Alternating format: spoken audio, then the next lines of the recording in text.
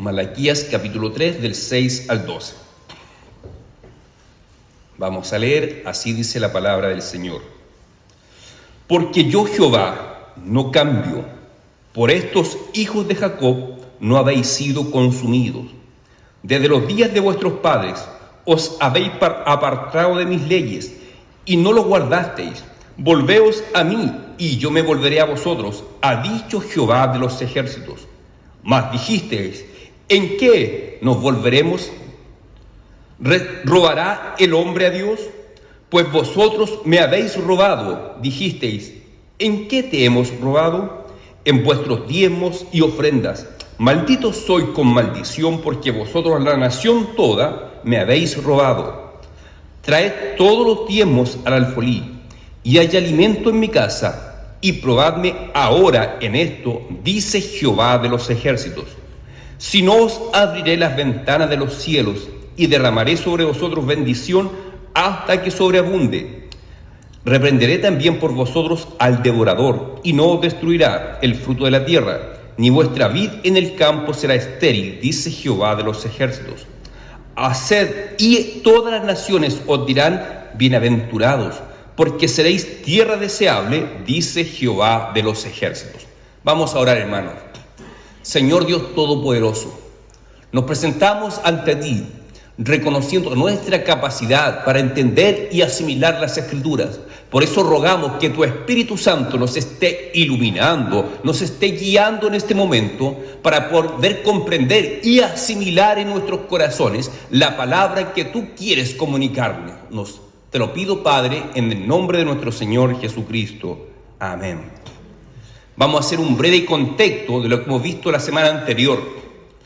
Yo dije que continuamente Dios habla a través del profeta Malaquías y el pueblo reacciona con una pregunta y luego Dios por medio del profeta responde la pregunta.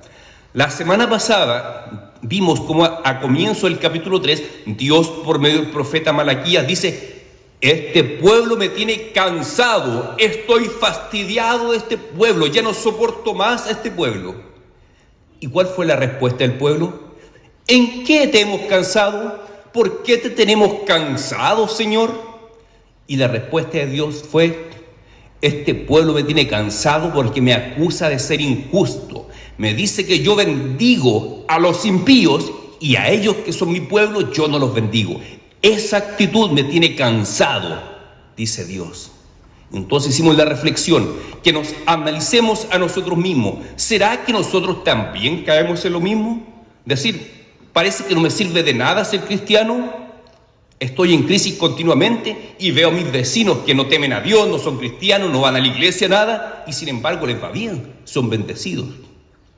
Si pensamos eso, que Dios bendice al impío y me descuida a mí, ese pensamiento Dios lo aborrece, porque con eso estamos acusando a Dios de ser injusto. Y por eso la respuesta del pueblo: ¿en qué te hemos cansado? Y Dios le dice: ustedes me cansaron porque me están acusando de ser un Dios injusto. Eso era el núcleo del sermón de la semana pasada. Pero ahora seguimos avanzando en el capítulo 3. Y vean, ¿qué dice el capítulo 3? El versículo 6 dice: porque yo Jehová no cambio, por estos hijos de Jacob no habéis sido consumidos. Dios es justo, Dios demanda santidad del pueblo, sin embargo el pueblo desobedece. Ahora, como Dios es justo y poderoso, perfectamente podría haber borrado de la faz de la tierra al pueblo. Podría darle un justo castigo por su desobediencia. Pero ¿por qué Dios no lo hace? Dice: porque yo Jehová no cambio. Los propósitos de Dios no cambian. Dios tenía un propósito con esta nación de Israel, que de la descendencia de esa nación habría de venir el Mesías, el Salvador del mundo, y Él no iba a dejar de lado a ese pueblo sin haber cumplido sus propósitos. Y así fue. Dios cuidó esa descendencia de David, hasta que vino el Mesías, nuestro Señor Jesucristo. De tal forma que Dios no se deshizo de ese pueblo, porque Dios no cambia en cuanto a sus propósitos. Dios iba a cumplir el propósito, que tenía con ese pueblo. Ahora, nosotros cambiamos continuamente nuestro parecer, nuestros propósitos, nuestra personalidad, nuestro estado de ánimo muda continuamente. Por ejemplo, hace un tiempo yo tenía muchos deseos de leer un libro que es bien grueso, tiene como 500 páginas. Me compré el libro. Comencé a leer el libro con mucho entusiasmo, pero cuando llevaba 50 páginas me di cuenta que no me gustó el libro. Lo encontré fome, aburrido, y lo dejé de lado y no lo volví a leer. Mi propósito tan fuerte de leer ese libro completo cambió, mudó. Mi estado de ánimo respecto al libro mudó. Bueno, Dios no es así. Nosotros mudamos continuamente, pero Dios no muda sus propósitos. Y por eso es que nosotros permanecemos en pie hoy en día, porque Dios nos llamó a cada uno de nosotros con un propósito. El propósito con el cual Dios nos llama es para hacernos semejantes a su Hijo Jesucristo. Dios está obrando continuamente en nuestras vidas para forjar la imagen de su Hijo Jesucristo en nosotros. Y ese es un camino que Dios ha iniciado con nosotros, que finaliza solamente el día de nuestra muerte o el día que Cristo regrese. Es un proceso de crecimiento continuo que dura toda la vida. Dios tiene mucha misericordia con nosotros, porque así como el pueblo de Israel fallaba continuamente contra Dios y Dios no los consumía, así Dios tiene mucho amor y misericordia y paciencia con nosotros. Nosotros fallamos continuamente a Dios, pero Dios, como se ha propuesto salvarnos y transformarnos a la imagen de su Hijo Jesucristo, Él no nos desecha, Él no nos abandona. Y como dice 2 Timoteo 2:13, aunque nosotros seamos infiel, Él permanece fiel. Dios no puede negarse a sí mismo. Dios está en una relación de pacto con nosotros. En ese pacto Dios se ha comprometido a ser nuestro Dios y nosotros somos su pueblo. Y ese pacto es eterno, no muda. Así que el Señor no nos desecha. A pesar de nuestra infidelidad, a pesar de nuestra inconstancia para servir a Dios, los propósitos de Dios no mudan. Dios te sigue amando y sigue trabajando en tu vida, y va a ser así hasta el día de tu muerte. Filipenses 1:6 dice, estando persuadidos de esto, que el que comenzó en nosotros la buena obra, la completará hasta el día de Jesucristo, es decir, hasta el día final. Dios trabajará con la vida de su pueblo, a pesar de que, como dije, nosotros como pueblo de Dios somos infieles. Nosotros cuando dejamos de orar un día, ya estamos demostrando nuestra infidelidad a Dios. Si yo le doy prioridad a ver una película en lugar de orar, estoy demostrando mi infidelidad a Dios. No digo que nunca puedas ver una película, por supuesto que sí, pero cuando tú descuidas tu deber de la oración, estamos demostrando infidelidad a Dios. Y Dios sigue siendo fiel. La fidelidad de Dios no cambia, no muda. Por eso dice, yo Jehová no cambio. Por esto, hijos de Jacob, no habéis sido consumidos. Y avanzamos al versículo 7. Desde los días de vuestro padre te habéis apartado de mis leyes y no las guardasteis. Cuando dice desde los días de vuestros padres, se refiere a los primeros israelitas que salieron de Egipto. Cuando Dios hace un pacto con ellos por medio de Moisés en el monte Sinaí, les da la ley. Pero dice, hasta la actualidad, ustedes se han apartado de mis leyes, ustedes me han desobedecido, dice, y no guardaste mis mandamientos. Y hay un fuerte llamado de Dios, volveos a mí, y yo me volveré a vosotros, ha dicho Jehová de los ejércitos. Dios, sabiendo que su pueblo se aleja de él, aún así en su misericordia le hace el llamado, vuélvanse a mí, y yo me volveré a ustedes. Como dice la carta de Santiago, mientras más nos acercamos a Dios, más Él se acerca a nosotros. Hay esa promesa, hermano. Si tú te has alejado de Dios, si tú has descuidado tu comunión con Dios, bueno, Dios te llama, vuélvete a mí y yo me acercaré a ti.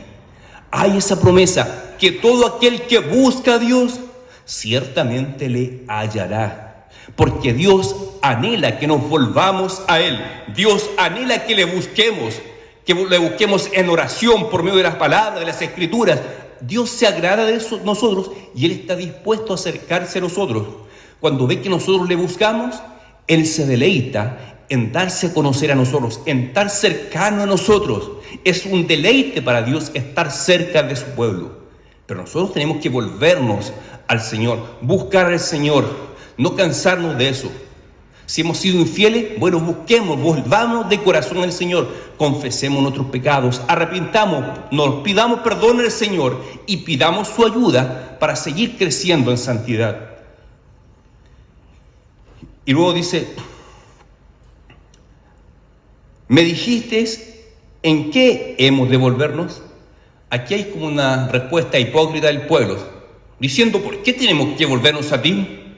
¿Qué hay malo en nosotros? ¿Qué pecado hay en nosotros? ¿Por qué nos dices, Dios, que nos volvamos a ti? Es como si nosotros dijésemos hoy, Dios nos llama a volvernos a Él.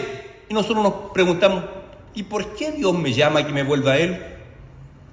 Si yo estoy bien sin Dios, si yo estoy bien alejado de Dios. Pero Dios en su misericordia dice, vuélvanse a mí, hijos míos. Siempre va a haber motivo por el cual volvernos a Dios. Por eso en cada culto nosotros partimos con una oración de confesión de pecado, sabiendo que continuamente estamos pecando. El pecado está cerca de nosotros, está a las puertas. Por lo tanto, como nuestra naturaleza pecaminosa es débil, continuamente necesitamos arrepentirnos y volvernos al Señor. Y luego viene una fuerte exhortación, una fuerte reprensión al pueblo por medio de una pregunta. ¿Robará el hombre a Dios? ¿Es posible, hermanos, robar a Dios? ¿Será posible eso? Que nosotros, siendo seres humanos limitados, robarle a un Dios todopoderoso. Veamos la respuesta que Dios da. Pues vosotros me habéis robado. Y nuevamente el pueblo responde, ¿en qué te hemos robado? Como cruzándose de brazos. ¿En qué te robo yo a ti, Dios? ¿Será posible, hermano, que nosotros le robemos a Dios? Si alguien nos dice, tú le estás robando a Dios, y uno se pregunta, ¿pero cuándo yo le he robado a Dios? Yo no le robo un peso a nadie, ¿cómo le voy a robar a Dios? Y vean la respuesta que da Dios. En vuestros diezmos y ofrenda, maldito soy con maldición, porque vosotros, la nación toda, me ha robado. Dios dice que el pueblo le ha robado por no entregar los diezmos y las ofrendas a Dios como corresponde. Y como estaba establecido en la ley de Dios, hay bendición para el pueblo a causa de la obediencia y hay maldición a causa de la desobediencia. Entonces, si el pueblo no estaba entregando sus diezmos y no estaba ofrendando a Dios, estaba expuesto a la maldición de Dios, y es lo que estaba ocurriendo con el pueblo en ese momento, que estaba pasando por una fuerte crisis económica. Era a causa de la maldición de Dios, a causa que el pueblo le estaba robando a Dios. Ahora, ¿cómo nos toca a nosotros esa palabra hoy en día? ¿Será que el mandamiento de entregar a Dios los diezmos y las ofrendas sigue vigente para nosotros? Si nosotros no lo hacemos, hoy en día también le robamos a Dios. Hay personas que dicen lo siguiente: el diezmo estaba solamente en el Antiguo Testamento, pero no lo encontramos en el Nuevo. Bueno, las personas que argumentan de esa forma revelan la actitud de mezquindad que hay en su corazón. Ellos están buscando un argumento para dar a Dios menos de lo que Dios pide, que es menos del diezmo. Las personas que dicen que el diezmo no está en el Nuevo Testamento nunca lo hacen para decir yo quiero dar mucho más del diezmo. No, lo hacen porque quieren dar menos a Dios. Eso revela la mezquindad de su corazón. Y si bien es cierto, no hay un mandato explícito en el Nuevo Testamento al respecto, sí encontramos los principios aplicados respecto al diezmo, están claramente aplicados en el Nuevo Testamento. Recién en la lectura alternada leímos 1 Corintios capítulo 9. 1 Corintios capítulo 9 habla justamente de este tema. A pesar de que no aparece la palabra diezmo explícitamente, sin embargo, Pablo defiende su derecho como apóstol de recibir un sustento de parte de la iglesia. Y cita un texto del Antiguo Testamento, de Deuteronomio: no pondrás bozal al buey que trilla, haciendo alusión que el animal que está trabajando no se le puede negar la comida. Y dice Pablo que Dios no estaba preocupado de los animales, sino que lo dice por nosotros, por los siervos de Dios, dice Pablo, que tienen derecho a un sustento económico de parte de la iglesia. Y continúa el capítulo 9, donde Pablo hace una analogía, una comparación de cómo Dios sustentaba a los sacerdotes en el templo judío. Los sacerdotes, ustedes sacerdotes levitas que ministraban en el templo, ellos tenían la única labor, de hecho ni siquiera tenían tierra para cultivar, se dedicaban exclusivamente a trabajar en el templo de Dios. Y dice Pablo, de la misma forma como eran sustentados los sacerdotes que trabajaban en el templo, así ha ordenado Dios que los que predican el evangelio vivan el del evangelio. Ahora pregunta, ¿cómo eran mantenidos los sacerdotes en el Antiguo Testamento? ¿Con qué recursos eran sustentados los sacerdotes? La respuesta está en el texto. Eran sustentados con los diezmos y las ofrendas del pueblo. Y dice Pablo, de la misma forma, Dios ha ordenado que los que predican el evangelio en este tiempo, el tiempo de la iglesia, el tiempo del Nuevo Testamento, vivan del evangelio, es decir, sean sustentados de la misma forma como eran sustentados los sacerdotes en los tiempos antiguos, por medio de los diezmos y de las ofrendas. Entonces ahí hemos aplicado en el Nuevo Testamento el principio del Antiguo Testamento. Ahora, ¿solamente se usaba el diezmo para sustentar a los sacerdotes en el templo? ¿O tenía también otros usos en el Antiguo Testamento? La verdad es que eran tres usos de los diezmos y las ofrendas. Uno, el sustento de los sacerdotes. Segundo, para financiar las fiestas religiosas de la nación de Israel. Y tercero, para ayudar a las viudas, los huérfanos y a los extranjeros, es decir, a los más desposeídos, a los más pobres. Vemos tres usos del diezmo en el Antiguo Testamento. Ahora, si los trasladamos a la época actual, ¿existen esas mismas necesidades en la iglesia hoy en día? Hagamos la equivalencia. Primero usó el diezmo sustentar a los sacerdotes. Hoy en día existe la necesidad de sustentar a hombres que se dedican íntegramente a predicar y enseñar la palabra de Dios. Sí, existe la necesidad. Segundo lugar, para financiar las fiestas religiosas del pueblo. ¿Hoy en día la iglesia tiene necesidad de financiar sus actividades? Por supuesto que sí. Por ejemplo, cuando celebramos el aniversario, generalmente organizamos un almuerzo que es financiado por la iglesia. Todo lo que ven acá es financiado por la iglesia. El costo del gas, de la luz, del agua, del internet, son gastos que tiene la iglesia.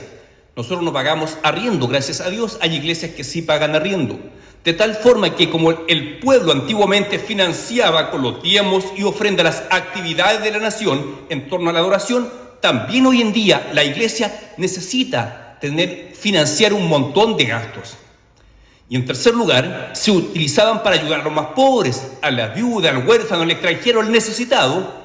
Así también la iglesia hoy necesita ayudar a los más necesitados. Nosotros como iglesia ayudamos a los hermanos más necesitados de nuestra iglesia, ya sea con alimentos o con ofrendas en dinero. Se hace todos los meses con los más necesitados.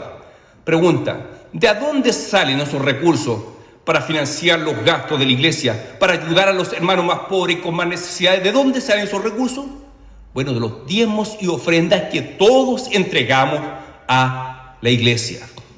Así que las mismas necesidades que tenía el pueblo en el Antiguo Testamento las tiene la iglesia hoy en día. Y Pablo cita solamente el ejemplo de los sacerdotes. Dice, de la misma forma como los sacerdotes eran sustentados, hoy tienen que ser sustentados los ministros del evangelio. Así que las necesidades son las mismas y el principio para financiar todo esto es el mismo, por medio de los diezmos y ofrendas que entrega el pueblo de Dios. Vamos al versículo 10. Dice, traed todos los diezmos al alfolí. Alfolí es una palabra extraña que no usamos hoy en día. Hay una versión bíblica que traduce muy bien alfolí, que es la Nueva Versión Internacional. Dice, trae todos los diezmos a la tesorería del templo. El alfolí era la tesorería del antiguo templo en Jerusalén. Miren cómo se asemeja a lo que hacemos hoy en día. Les aclaro a los que no son miembros de esta iglesia todavía que en la iglesia presbiteriana ningún pastor recibe los diezmos, ninguno. Todos los diezmos y ofrendas que cada uno de nosotros entrega van a la tesorería de la iglesia, y la iglesia se dedica a cubrir todas las necesidades durante el año por medio de lo que recibe de parte de nuestros diezmos y ofrendas. Y una vez al año se entrega el informe financiero a toda la membresía de la iglesia, mostrándole: estos son los montos que ingresaron por diezmo, por ofrenda, y estos son los gastos que hemos realizado. En esto hemos usado los dineros del pueblo de Dios. Eso se informa de forma transparente en cada iglesia presbiteriana todos los años. Así que ningún pastor presbiteriano se lleva para su bolsillo los diezmos, sino que son de la iglesia, y la iglesia le da un destino. Uno de esos destinos es las contribuciones que pagamos al presbiterio. El presbiterio con esos recursos financia proyectos de plantación y revitalización, y los demás gastos que he mencionado, en los cuales se incluye un sueldo al pastor, un sueldo a otras personas, como a la persona que hace aseo. Todos esos van dentro de los gastos de la iglesia. Los pagos de servicios, gastos en reparaciones, todo eso se informa una vez al año en nuestro informe financiero. Ahora, ¿por qué el texto habla en plural? Traer todos los diezmos. Lo que pasa es que en el tiempo del Antiguo Testamento habían 3 tipos de diezmos diferentes. Habían 2 diezmos anuales y uno que se pagaba cada 3 años. Así que si uno saca el promedio, con esos 3 diezmos, en realidad los judíos pagaban un 33.3% de sus ingresos a la casa del Señor. Es decir, daban bastante más que nosotros. Pero ¿por qué nosotros optamos por mantener solamente un diezmo? Bueno, la Escritura nos da base para ello. Por ejemplo, 1 Corintios 16, versículo 2 dice: cada cual dé según lo que haya prosperado. Es decir, Dios pide que demos a la obra de Dios en proporción a lo que cada cual ha recibido. El hermano que gana más va a dar más, el que gana menos va a dar un monto más pequeño. ¿De qué forma nos aseguramos que la dádiva que cada miembro haga sea en proporción a lo que gana? Utilizando un parámetro como el diezmo que aparecía en el Antiguo Testamento. Entonces, el hermano que gana, un ejemplo, si alguien gana 10 millones de pesos, su diezmo va a ser 1 millón de pesos. Si vamos al otro extremo, si alguien gana 100,000 pesos, su diezmo va a ser 10,000 pesos. Pero cada uno de ellos se está dando en proporción a lo que recibe de parte de Dios. Por lo tanto, el diezmo es una excelente medida para que se cumpla el propósito de Dios, que cada cual dé según haya sido prosperado. Por eso mantenemos ese parámetro del Antiguo Testamento. Y si continuamos leyendo: traed todos los diezmos al alfolí, y hay alimento en mi casa, y probadme ahora en esto, dice Jehová de los ejércitos, si no os abriré las ventanas de los cielos y derramaré sobre vosotros bendición hasta que sobreabunde. Dios promete una bendición especial al que es fiel en sus diezmos y las ofrendas. Ojo, que Dios no promete que el que cumpla con los diezmos se va a enriquecer. No, dice, no le faltará el alimento. Dios se compromete a proveer el sustento básico de sus hijos que son fieles en sus mandamientos. Ahora, ¿qué pasa cuando uno tiene un desorden de prioridades en su corazón? No logra entender esto. Les voy a dar un ejemplo personal. Yo, que si bien soy cristiano, me convertí a Cristo desde que era muy joven, adolescente, como 14 años, algo así. Pero sin embargo pasaron muchos años, yo no diezmaba porque no lo entendía, en mi iglesia nunca me lo explicaron. Pasaron años, cuando me hice presbiteriano, ahí sí me lo explicaron, y yo comprendí lo que era el diezmo y comencé a diezmar. No obstante, ocurrió esto hace como 10 años aproximadamente.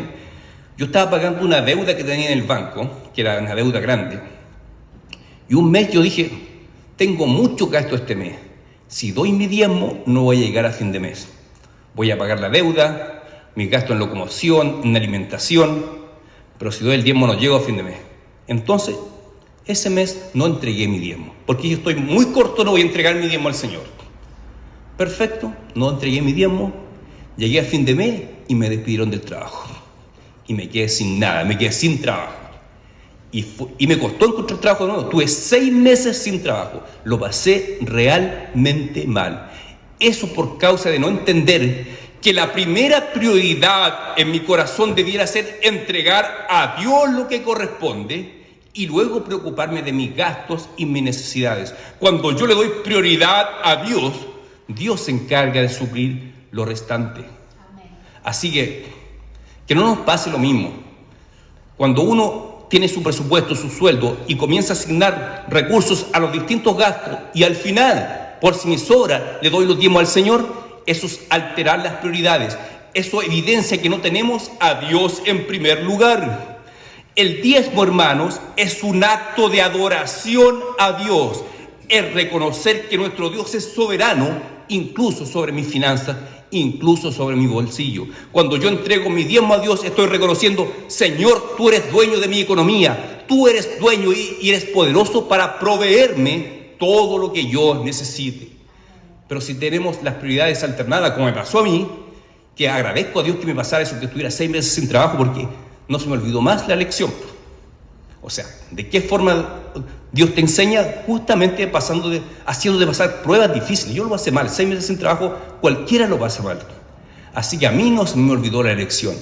Espero, si alguien está en esa situación, no le pase eso, que pierda su trabajo, que pierda su fuente de ingreso, para reaccionar y darse cuenta que el apartar el diezmo para Dios es un acto de adoración, es reconocer que Dios es soberano incluso sobre mis finanzas personales. Dice el versículo 11: reprenderé también por vosotros al devorador, y no destruiré el fruto de la tierra, ni vuestra vid en el campo será estéril, dice Jehová de los ejércitos. Acá en los versículos 11 y 12 habla de bendiciones que Dios ha de dar al pueblo a causa de cumplir el mandamiento de los diezmos y las ofrendas. Pero ¿qué pasa? De repente podemos escuchar a una persona en la iglesia y dice: yo entrego mis diezmos al Señor, pero sin embargo no veo bendición en mi vida, como dice acá la Biblia. Sigo pasando necesidades, sigo pidiendo plata prestada para poder llegar a fin de mes. ¿Y cómo es esto? ¿Acaso no funciona la promesa de Dios? Bueno, las palabras de Dios, las promesas de Dios sí funcionan, pero también hay que tener en cuenta los mandamientos del Señor. Por ejemplo, 2 Corintios 9:7 dice que cada cual dé con alegría al Señor, porque Dios bendice a aquel que da con alegría. Yo una vez conocí a una persona que pasaba muchas dificultades económicas, siempre pidiendo plata prestada, y era cristiano de la iglesia. Y yo le dije: ¿y tú estás diezmando al Señor? Y él me dijo: no, porque estoy demasiado corto, no me da para diezmar. Bueno, ahí está la respuesta. Vivía en ruinas, tanto espiritual como económica, siendo un hermano de la iglesia. Y un día me hizo un caso y dijo: voy a empezar a diezmar. Ya empezó a diezmar, pasaron como 3 meses, y me dice: ¿sabes que me sigue yendo mal? Sigo lleno de deuda, tengo problemas para llegar a fin de mes, estoy lleno de problemas económicos, sigo igual, estoy diezmando pero no me sirve de nada. Y él reclamaba contra esto, reclamaba contra Dios: yo diezmo y no me sirve absolutamente de nada. ¿De qué forma estaba diezmando él? ¿Lo estaba haciendo con alegría, con gozo? ¿O lo estaba haciendo a regañadientes? ¿Lo estaba haciendo con una actitud frustrada, como diciendo: ya, voy a diezmar para que Dios me bendiga? Pero no lo estaba haciendo de amor, no lo estaba haciendo con alegría en su corazón. Y el texto dice que Dios se agrada en bendecir a aquel que da con alegría. Así que las promesas de bendición a aquellos que son fieles en sus diezmos y ofrendas tienen que tener este requisito. Tú tienes que dar tu 10ª parte con alegría, con gozo, como un acto de adoración a Dios. Si lo das como frustrado, como a regañadientes, como dije recién, como no queriéndolo, como siendo forzado, obligarlo a hacerlo, porque en la iglesia te lo dicen, si lo haces con esa actitud, no esperes que vas a recibir bendición de Dios, porque Dios no necesita de tu dinero, pero Dios sí se complace de tu adoración. Incluso, como dije, entregar nuestros diezmos es un acto de adoración a Dios. Así que tengamos eso presente, hermanos. Bueno, le informo por si hay hermanos que no son miembros de nuestra iglesia. Según los estatutos de la Iglesia Presbiteriana de Chile, se considera que el diezmo es una obligación para los hermanos que son miembros de la iglesia. Los hermanos que no se han hecho miembros de la iglesia no se considera una obligación. Dejo eso claro. Pero cuando tú tomas la decisión de hacerte miembro de la iglesia, implica este deber. Pero es un deber delante de Dios, más que un deber delante de la iglesia. no un deber delante del consistorio, no del pastor, es un deber delante de Dios, es un compromiso que tú haces con Dios, hermano. Así que, le pido a los hermanos que siempre bajen el volumen del celular al entrar a la iglesia, para evitar desaguisados. Hermanos, entonces Dios estaba nuevamente enojado con este pueblo. ¿Por qué? Porque le estaba robando. ¿Y qué hizo el pueblo? ¿En qué te robo yo? Y la respuesta de Dios: en mis diezmos y ofrendas. Entonces hay promesa de bendición al que es fiel a Dios en este aspecto. Pero hermano, hazlo con alegría, no como obligación, no como imposición. Dale el primer lugar a Dios, incluso en el área financiera en tu vida. Pero hazlo con gozo, hazlo con alegría, sabiendo que el avance de la obra de Dios está en las manos de Dios, no en nuestros recursos. Pero Dios te manda a hacerlo y Dios promete bendecirte cuando tú lo haces con alegría, con gozo, no como una carga, no como una obligación, no como una imposición. Así que hermano, medita en estas palabras, que el Señor pueda hablar a tu corazón y puedas aplicar esta palabra en tu corazón. Es mi oración. Así que vamos a finalizar, vamos a orar al Señor. Señor, te rogamos que tu palabra pueda quedar arraigada en nuestros corazones. Y como decía en la mañana el hermano Cristian en la clase, no sacamos nada con comprender tu palabra si esta palabra no produce cambios en nuestras vidas. Te rogamos, Señor, que tu palabra produzca cambios fuertes en nuestra vida, para que nuestras vidas puedan ser auténticamente para tu gloria, Padre mío. Bendice tremendamente a esta iglesia. Bendice a los hermanos generosos de esta iglesia. Y si alguien tiene que comprenderlo mejor aún, ayúdalo tú, Señor, a comprender mejor su deber. Te lo pido, Padre, en el nombre de nuestro Señor Jesucristo. Amén.